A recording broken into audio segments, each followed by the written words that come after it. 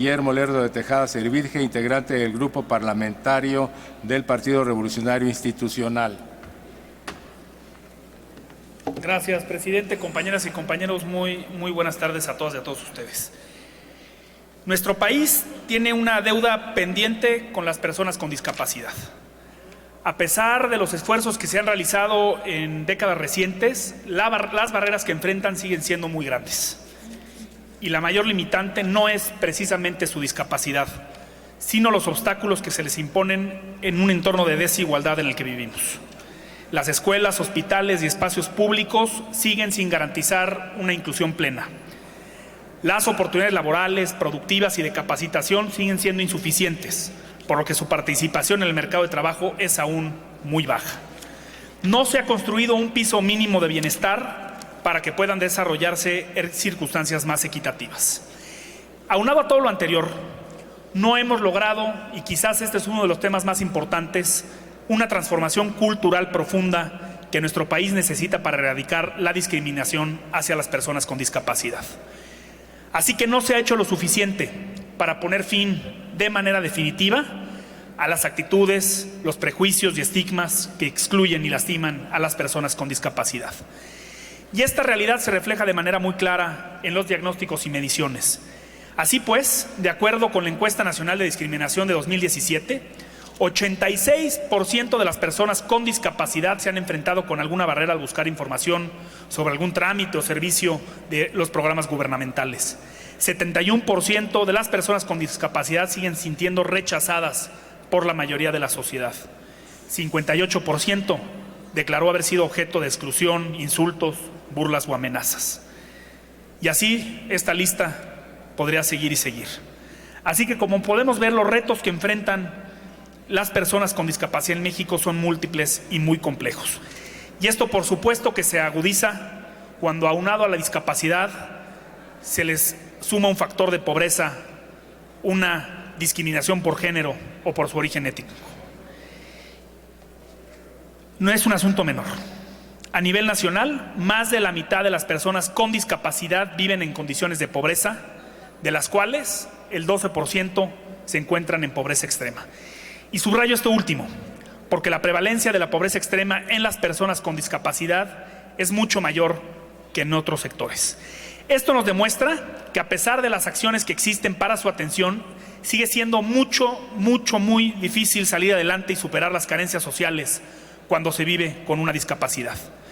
Y esto, por supuesto, compañeras y compañeros, tiene que cambiar. Durante las últimas décadas se han dado pasos, se ha avanzado, pero no ha sido un camino corto ni fácil. De la mano con especialistas y organizaciones defensoras de sus derechos, se han creado leyes e instituciones. El Estado mexicano ratificó en 2007 la Convención Internacional en la materia. Se estableció en 2011 la Ley General para la Inclusión de las Personas con Discapacidad. Y por mandato de dicha ley se puso en marcha el Consejo Nacional para el Desarrollo y la Inclusión de las Personas con Discapacidad, el CONADIS. Si bien se trata de una instancia que debe fortalecerse, su gran virtud radica en su autonomía de decisión y acción con la que fue diseñada y bajo la cual ha venido funcionando. Esto le ha permitido realizar una labor objetiva y profesional partiendo de diagnósticos claros y poniendo en marcha estrategias integrales y con visión de largo plazo. Su diseño también ha sido muy importante para cumplir con su papel rector, coordinando y articulando acciones de salud, educación, participación, inclusión social, laboral y productiva. Y precisamente por la dimensión de los retos que enfrentamos en la materia, es necesario fortalecerlo, para que pueda seguir trabajando bajo una perspectiva de Estado, pero con mayor capacidad de incidir y transformar para bien en la vida de las personas con discapacidad. En este sentido, no es eliminando ni reduciendo su jerarquía jurídica y administrativa como podremos tener mayor impacto ante estos retos, como la propia CNDH lo ha manifestado en estas semanas. No podemos olvidar que por muchos años las personas con discapacidad han exigido transitar hacia un enfoque de derechos, mucho más allá de la asistencia, que le reconozca como agentes de su propio desarrollo y que permite empoderarles de manera sustantiva. Quiero celebrar que la fracción mayoritaria de este Congreso haya mostrado un gran interés, receptividad y sensibilidad en este tema. Y a partir de ello he trabajado en modificar la propuesta original de resolutivos. En este tenor, La propuesta que se estaría sometiendo a continuación a votación de este Pleno va en dos sentidos. Por un lado, exhortar respetuosamente a las instancias correspondientes del Gobierno federal a crear un mecanismo de planeación que asegure la transversalidad de las acciones en la atención a personas con discapacidad, considerando el fortalecimiento del Consejo Nacional para el Desarrollo y la Inclusión de las Personas con Discapacidad.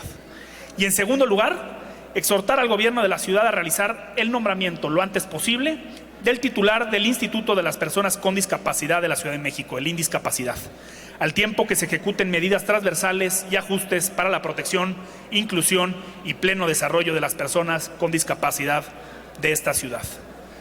Compañeras y compañeros, la agenda en favor de las personas con discapacidad no merece nunca pasar a segundo plano. Sus necesidades y derechos deben tener un lugar prioritario en los esfuerzos públicos. Como legisladores, tenemos la responsabilidad de abonar en la construcción de un México donde nadie se quede atrás.